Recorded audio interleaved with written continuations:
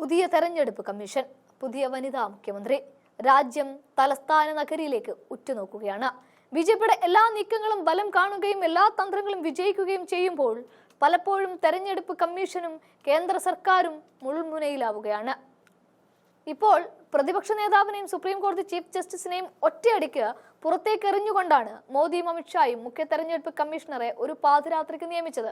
ഇതോടെ കാര്യങ്ങൾ പിന്നെയും സങ്കീർണമാവുമ്പോൾ വലിയ തോൽവിയുടെ പാപഭാരങ്ങൾ എല്ലാ നേതാക്കളുടെ തലയിൽ അടിച്ചേൽപ്പിച്ചുകൊണ്ട് കോൺഗ്രസ് വലിയൊരു അഴിച്ചുപണിയിലേക്ക് കടക്കുന്ന വേളയിൽ ഡൽഹിയിലെ കോൺഗ്രസ് ആസ്ഥാനത്ത് നടന്ന നിർണായക യോഗത്തിൽ ഖാർഗെ ചോദിക്കുന്ന ഒരു ചോദ്യമുണ്ട്.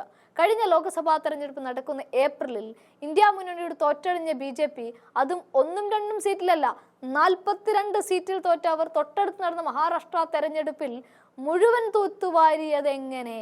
ഒറ്റയടിക്ക് വന്ന 70 ലക്ഷം വോട്ടുകളുടെ കാര്യത്തിൽ ഇനിയും മൗനം തുടരാനാവില്ല. കനത്ത പ്രതിഷേധം തന്നെ കാഴ്ചവെക്കണമെന്നാണ് ഒരിക്കൽ കൂടി ഖാർഗെ പറയുന്നത്.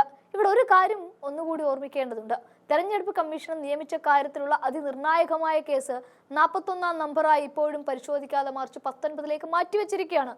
ഇന്നലെ പരിശോധിക്കുമെന്ന് കരുതിയ കേസിൽ പക്ഷേ എന്തുകൊണ്ടോ സുപ്രീം കോടതി തൽക്കാലം ഇപ്പോൾ പരിശോധിക്കാൻ സൗകര്യമില്ല എന്ന തരത്തിൽ കേസുകൾ ധാരാളമുണ്ട് എന്ന് പറഞ്ഞ് കേസ് 19 മാറ്റിയത്.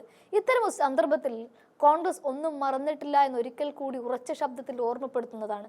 കാരണം ലോക്സഭാ തെരഞ്ഞെടുപ്പിൽ അടിപതറി എന്ന് മാത്രം പറഞ്ഞാൽ പോരാ. UPയും മഹാരാഷ്ട്രയും അടക്കം ഹിന്ദി ഹൃദയഭൂമി അടക്കം കയ്യിൽ നിന്നും പോയപ്പോൾ ഒന്ന് വിരണ്ടു പോയതാണ് BJP. ശേഷം വന്ന നിയമസഭയിൽ മുഖം മിനുക്കുകയില്ലെങ്കിൽ മോദി ബ്രാൻഡ് ഇല്ല എന്ന് മനസ്സിലാക്കിയതിന്റെ കൂടി അടിസ്ഥാനത്തിലാണ് ഹരിയാനയിൽ തുടങ്ങിയ അവരുടെ അട്ടിമറി വിജയം വീണ്ടും തുടരുന്നത്. ഈ കൃത്രിമം എന്ത് വില കൊടുത്തും അവസാനിപ്പിക്കണം എന്നായിരുന്നു പാർട്ടിയുടെ ന്യൂഡൽഹി ആസ്ഥാനത്ത് മുതിർന്ന നേതാക്കളുടെ യോഗത്തെ അഭിസംബോധന ചെയ്തുകൊണ്ട് മല്ലികാർജുൻ ഖാർഗെ കോൺഗ്രസ് പ്രവർത്തകരോടും അനുഭാവികളോടും പറഞ്ഞത്. കോൺഗ്രസ് അനുഭാവികളുടെ പേരുകൾ വോട്ടർ പട്ടികയിൽ നിന്ന് അകാരണമായി നീക്കം ചെയ്തു എന്നും ഇവിടെ ആരോപിക്കുന്നുണ്ട്.